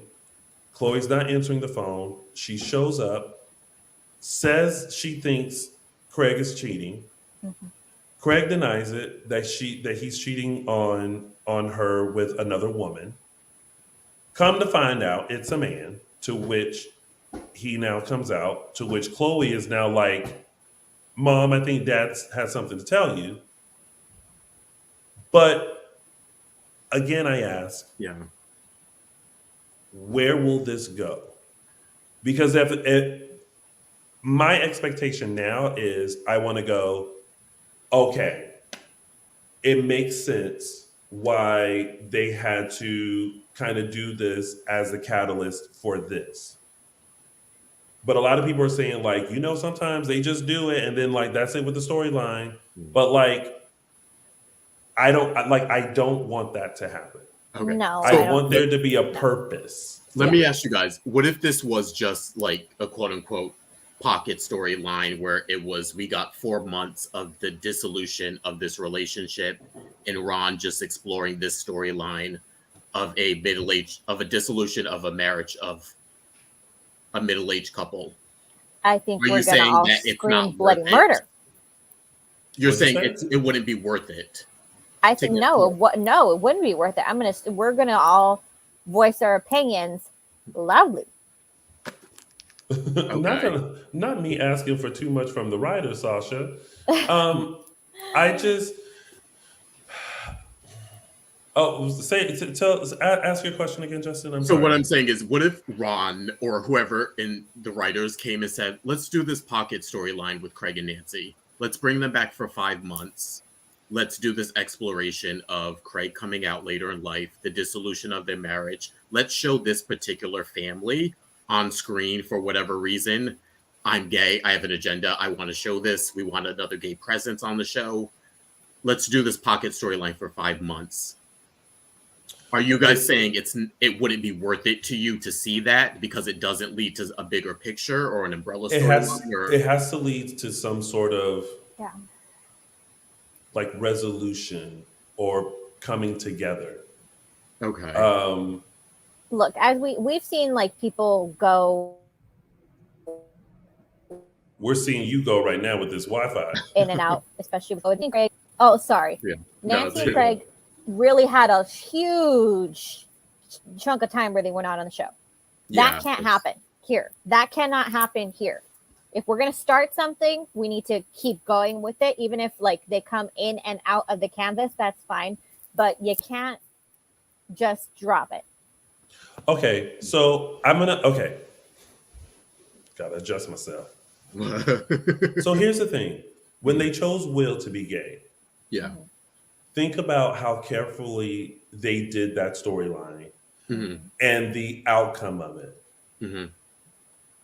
They had the accepting grandmother in Marlena. They had the mother who was like, what?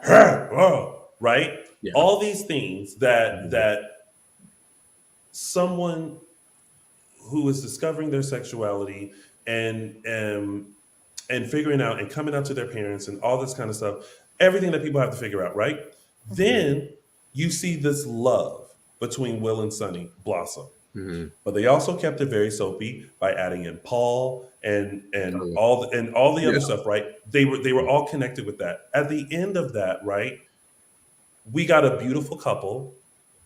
And for some people, some viewers, it was a better understanding of what someone is going through when they're figuring out their sexuality and being accepted by family members. But I think that... So, hold on. Yeah. So that was a beautiful storyline, that's one. Right? That's one aspect.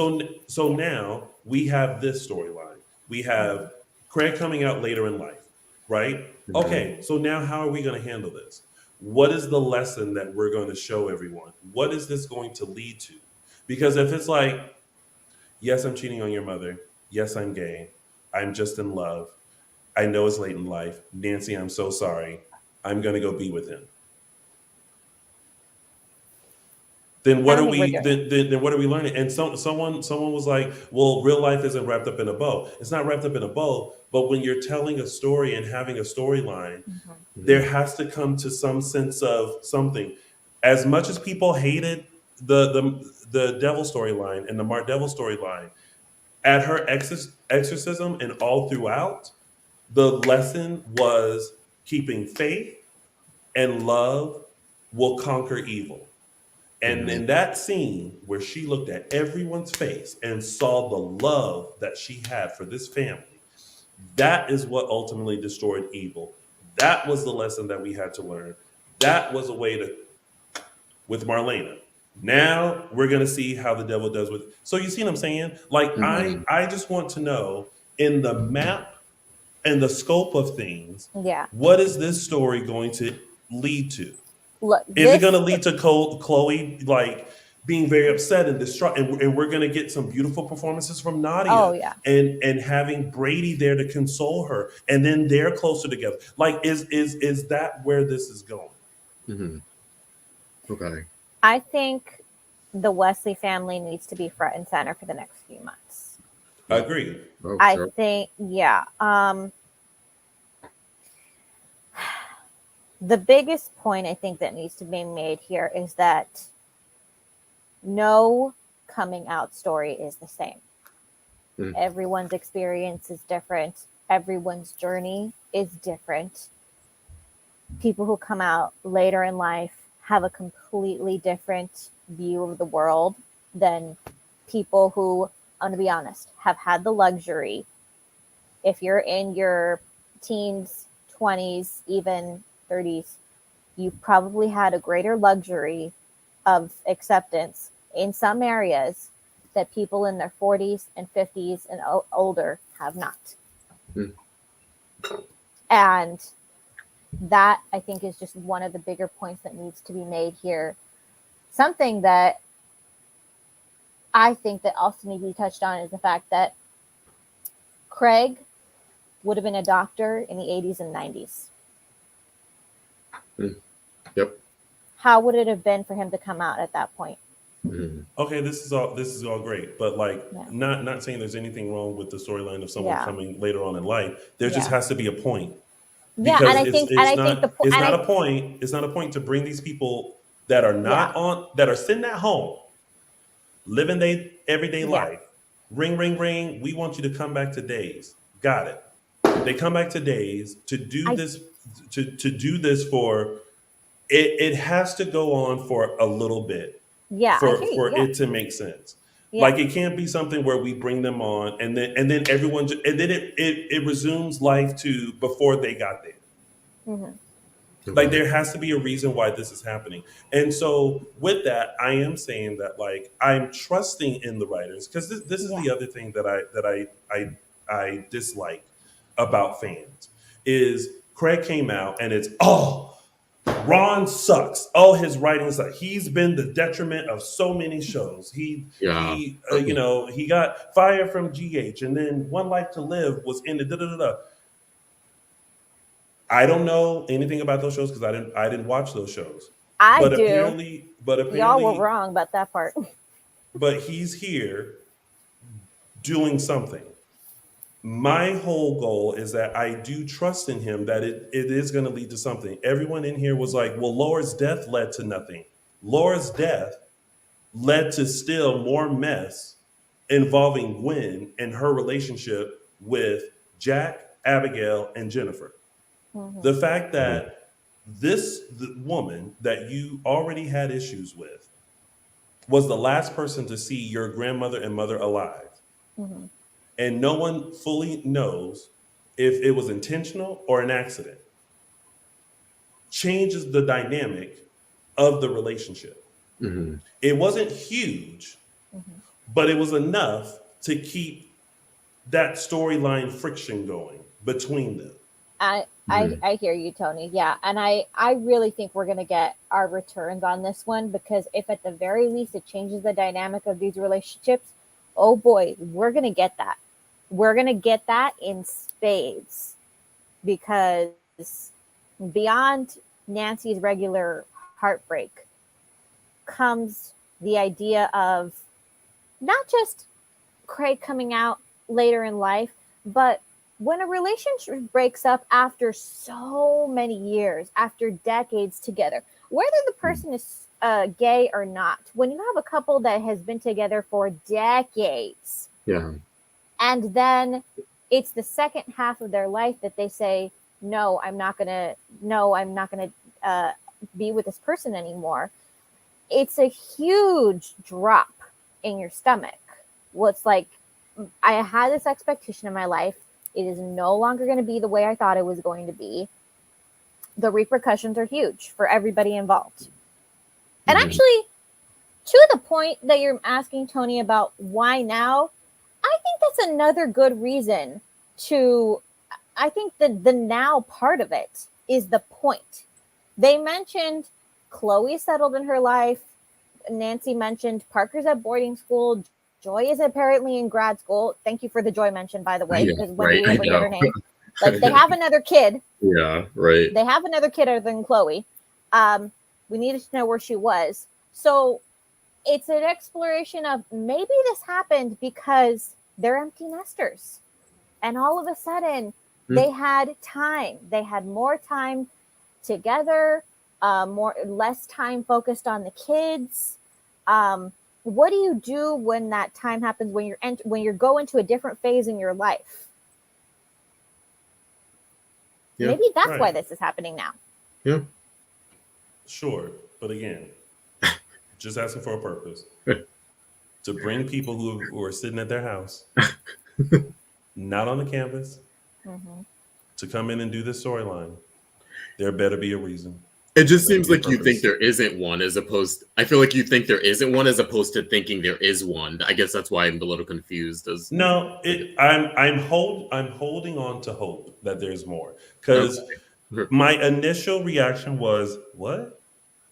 I can see why they're going in this direction, but unlike a lot of fans, I don't, right when it happened, it was Ron sucks. Why would he do this? Yeah. Da-da-da. And it's like, Yeah. wait to the end, and then we can really be fully passionate about it and hate it and dislike it or whatever. But wait to see how this plays out. Like, if on Friday he looked at Nancy and was like, "I'm gay. I'm going to be with my lover. Bye."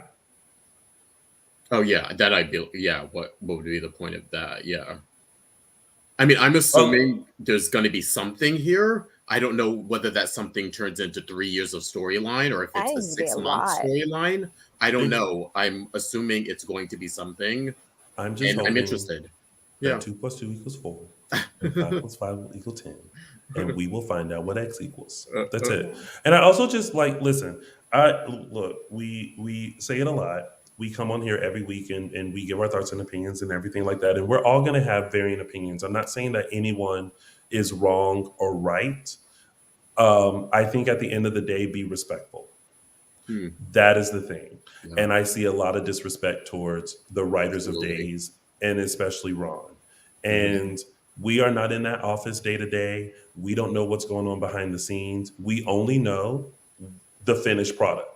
But we have no idea what it took to get there, except for the times that people come on the show to tell us. We don't know any of that.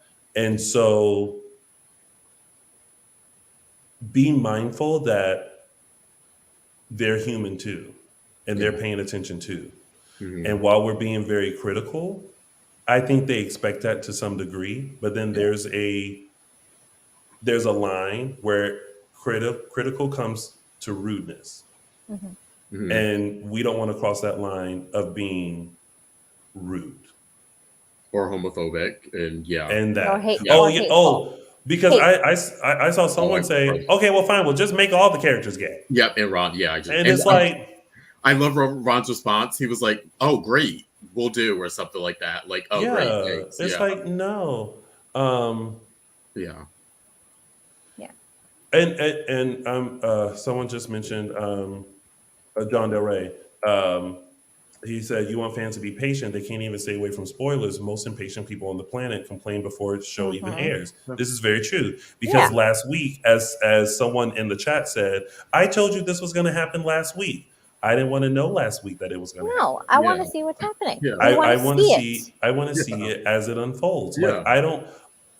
Like, right now, I don't want to go look up to see where they're going with the storyline. I want to experience it as it unfolds. Yeah. Also, I will also like to say this: as much as we sit here and we say, "Oh, girl, we rewrite this all the time," Terrence is in there and all this kind of stuff. It is not easy to oh my God, create a Bible and that consists of storylines and knowing. And by Bible, it's TV terms where you present a storyline and tell them exactly how it's going to go from top to bottom, and then make sure that plays out. It's not easy. And when we say Bible, we mean, like, there's a reason it's called that. It's yay thick. Yeah, it's very thick. History of the show. So it's like, it's like, just be respectful. Yeah. Yeah. I'd be curious as this progresses to maybe if we have an opportunity to have Ron back on and talk about this. And I get want a little to bit more talk to Nadia. backstory. I want to talk to Patrika and Kevin. Kevin, Yeah. yeah. Because Yeah. there's so much here. Because also not to just like pass by this, but this is a pretty big storyline just in general for soap operas. I don't think we've seen this. I don't know. I don't watch many other soap operas. I don't know if we've seen this particular storyline I of a can't think of middle-aged anything. married man. If somebody can think of a anything, 40-year I cannot. relationship. Yeah, I don't know if we've seen this. Yeah. I can't. So it's revolutionary in a way. I'm glad that we're seeing it now. I don't know how it's going to turn out. I'm hopeful, like I am with any other storyline on here. And I'm interested. Yeah. It's just, I don't know. There's just, I like to always believe there's reasons for everything. Mm-hmm. You know what I mean? Then and they have to work with what they have to the best of their ability. Yeah. And sometimes the way they want. Okay, for example, they had that whole storyline with Jennifer and Gwen and all of that, right? Yep. They couldn't just, like Ron said in the interview, that was going to be months of a storyline. The stuff with Hope, Christian Alfonso, before she left. You know what I mean? Yeah. So they had to. And who's to say Ron didn't want to do this storyline 3 years ago or 2 years ago? That's or true. introduce it in the last Blast reunion, or Tiny, you know what I mean? Like, yeah, we asked why now. Well, for all we know, it could have been. This could be a storyline that they've been thinking about for years, but the timing was never right. Yeah. Mm-hmm. There was always other. There's always other stuff going on, and with something like this, you don't want to like squeeze it in with where it's like it might take a back seat in some weeks to other stories. It's not like, oh, we have Kevin and Patrika for 2 weeks. Let's try and cram this in or something. Yeah. Heck no. Yeah. No. So obviously it's a great storyline because we have spent more time on this tidbit than anything else. So well, we wanted to give it the time that it was due. Well, yeah, because I think it was drawing for everybody, and I think it is one of those things to talk about. It is one of those things to keep us interested. It is one of those things that you need to see how it's going to play out, you know. But coming on here and being like Ron is a bad writer, and forget the writers and middle finger writers and all this kind of stuff. It's like, and then this is the thing I love is when people say I could do a better job. Oh yeah. Why aren't you running a soap opera? Why aren't you writing fiction now and sending it to Paul? Are you a writer? Why? I feel like a statement to make. Show me your Emmys. I feel like if people can do a better job, I'm gonna tell you what show we're gonna watch. Everyone's gonna be happy, and we're gonna see their favorite couple at the forefront every week. Yeah, right. Living life. Opening scene, Horton Town Square. Allie and Trip enjoying a delicious chocolate croissant. And then he goes to work. I will agree. This is the one thing I don't like the what is with the hair on Nancy? What are they trying to do here? The wig? Are they trying to show her progression of age? And I don't know. It just doesn't make any sense. It kind of makes me think are they trying to dowdy her down for this storyline? Which I hope that's not the case. Because Patrika Darbo still has her gorgeous red hair. So it's like, why are you? Does she? Yeah, she does. There was a photo of her a couple months ago, and she still has her hair is still as we've known it to be, red and curly, and so that's when I saw that I was like, oh, that's why. I was so confused. You just gave me an idea. Unless they're gonna put Nancy through her paces and then have her have this transformation into maybe badass Nancy kind of thing. Because I ain't never been with a baddie. Because that was kind of bothering me when it showed up. Yeah. I was like, because she looks so older than she is. Nancy's not an old woman. Like, No. I feel like the wig they have on her is a really interesting choice that I'm kind of like, is there a reason for this particular look for her? It just makes her, I don't know. I mean, I would love that moment of like, That'd be interesting. She's like, no, we get a Ghoul Girl moment for Nancy, like what they her she showing walks in with the fire. And you know Patrika can work her it. Kristen Demira dress, her red Kristen Demira dress with the red hair. Oh, I could totally see Nancy in something Nancy. like that. That's who Nancy is. Yes. That's who Nancy was in the 90s. That's who she's always been. She's very she's a very spunky woman. Yeah, exactly. Well, on that note, we will continue watching, and I will continue being a fan with open arms, and that's it. You know, I will not bash anyone. I'm just hoping for the best. That's it. All right, so that has been your week of days. Oh, we still got more show. That has been your week of days, and now we're going to go into our segment, and we're going to start with mine, which is Tony's official 3 Snaps Award. Oh, snap. Okay, so you ever have people or know people who are just very comfortable in your home and make themselves at home? My 3 snaps goes to TR, who came into the Demira house to have a meeting with Johnny, sat down and fixed him a plate. Yes. I'd never known the Demira mansion to be so welcoming. Yes. So, TR, you get Tony's official 3 Snaps Award. Knock, knock, knock. Come and knock on my door. I'ma leave the door open. I'ma leave the door open. And now it's time for Those Were the Days. Who lives there? I don't want to be living in that house. This week's segment, I'm taking you guys back to January 28th, 1999, where we had this infamous coupling of...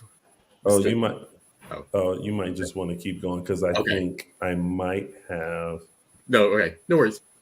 1999, where we had Roman and Billy sleep together. Do you guys remember when they were briefly together? This was during 99. So this was during like when half of Salem went to Europe to like chase after Stefano, and it was like all of the characters were like coupled up. So it was like Bo and Hope, and then Lexi and Abe, and John and Marlena, and then Billy and Roman were like the 2 odd out. So they would always team up on missions, so to speak. And they sort of like had this rotation and slept together and blah, blah, blah. It was very brief because it got sort of weird for them being together or being a couple, and they decided not to go there because of Bo or whatever. And then it actually got revisited. And this was with Krista Allen's Billy. It later got revisited when Lisa Rinna came back and Roman was getting with Kate. And they sort of had this little talk about how weird it was. And he sort of got the okay from Billy to go after Kate. And so, yeah, that was January 28th, 1990, where Roman and Billy slept together. They were briefly a couple. Oh, and those were the days. And now it's time for It's a Gift. This week's It's a Gift goes to the lovely Abigail Demira, and apparently showing us all what a hangover looks like. I mean, she's not actually hungover, we know that, but this is what a hangover looks like, children.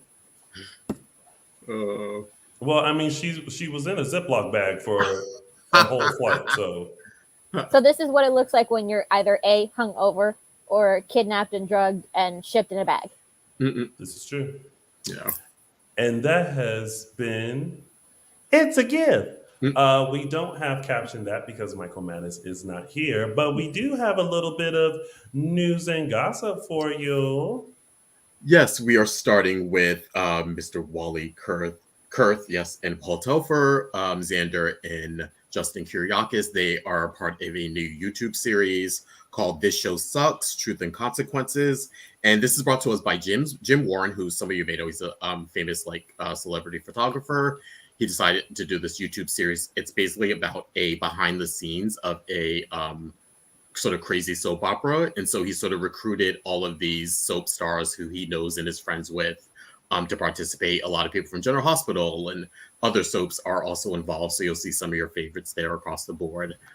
Everyone, I believe, shot in their own home, and then they do their scenes there, and he puts them on the imaginary soap opera green screen of whatever the soap opera is. So it's different scenes of sort of behind the scenes of a soap opera. It's interesting. They think there are 2 or 3 episodes out now, but you can catch it on YouTube. Name of the show again is This Show Sucks, Truth and Consequences. So yeah, go check it out. Next up, we have a big congratulations to Freddie Smith, our former Sonny Kiriakis. He just got his real estate license in California. Him and his wife, some of you may have moved to outside of Tampa. And just an interesting little reality show connection here. His wife, Alyssa, is also a real estate agent. She is part of the real estate agency of Selling Tampa, which some of you may be fans of on Netflix. She's not on the show, but she's part of the agency.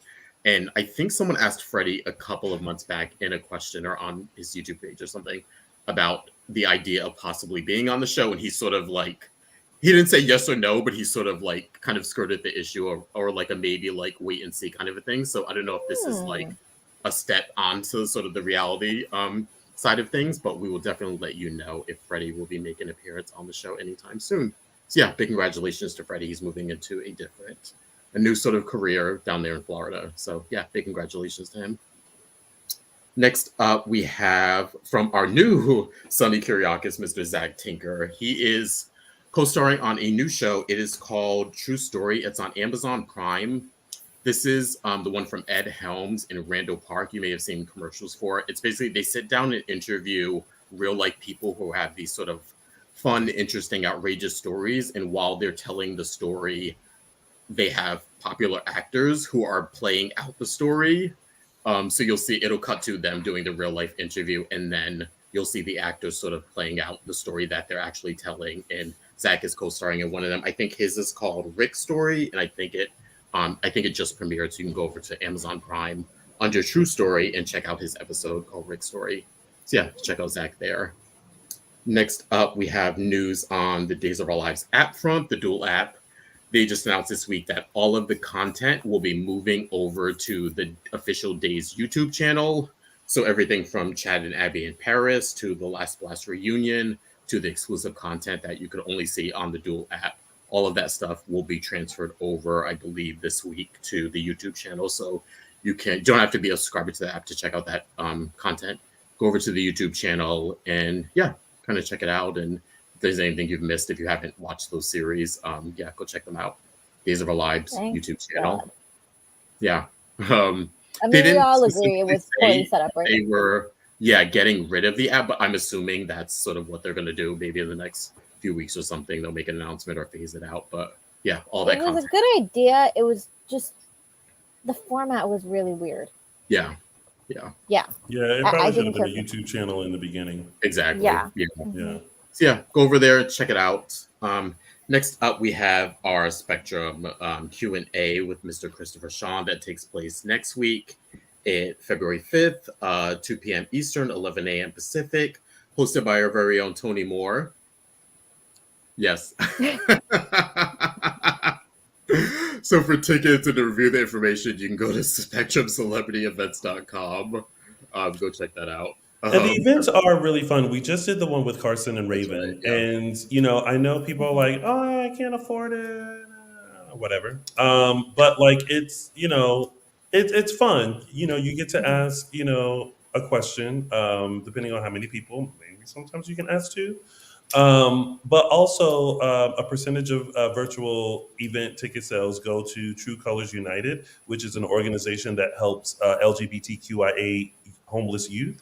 So not only are you getting a chance to meet one of your favorite stars from Days virtually and from the comforts of your own home, but you also are helping an organization as well. So if you're a fan of Christopher Sean, please go and get tickets. And also, if you're just a fan of Days of Our Lives and want to eventually meet people, visit SpectrumCelebrityEvents.com. Speaking of SpectrumCelebrityEvents.com. Next up, we have our partnership with them where we are doing our basically weekend with them, March 5th and 6th.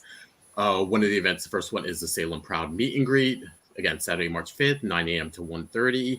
Then we have later on that day, the Dishin Days Centennial Dinner, 5 p.m. to 9 p.m. And last but not least, we have our live event at 3 p.m. Come and meet the hosts and be in the audience. And yeah, check out as we do the show live. Yes, we're actually going to be doing Dishin Days live. So instead of watching us like this, you can come and watch us in person. And we are hoping for, cross your fingers, Yes. a guest to come in and join us. So be on the lookout for that. If you haven't gotten to, and tickets are not that expensive. So if you live in the LA area, you'll be here for the other events, come to this event as well.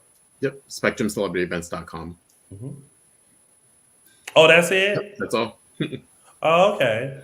All right. Well, now, everyone, it is time to see what is coming up next week on Days of Our Lives. I'm your father. You just expect me to run into your arms, call you daddy? Days of Our Lives I'm gonna ask her to marry me. I can't marry you. I'm coming home to you. is serving up drama You have to tell Mom you're gay. Someone is framing him. You killed them. and chowder. It's a lot. Oh, yeah. I hope that chowder was cold. Why cold?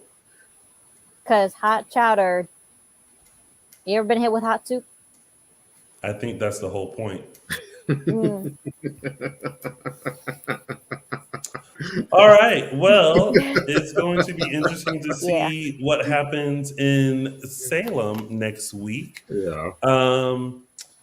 And that has been Dishin Days. Thank you guys so much for tuning in.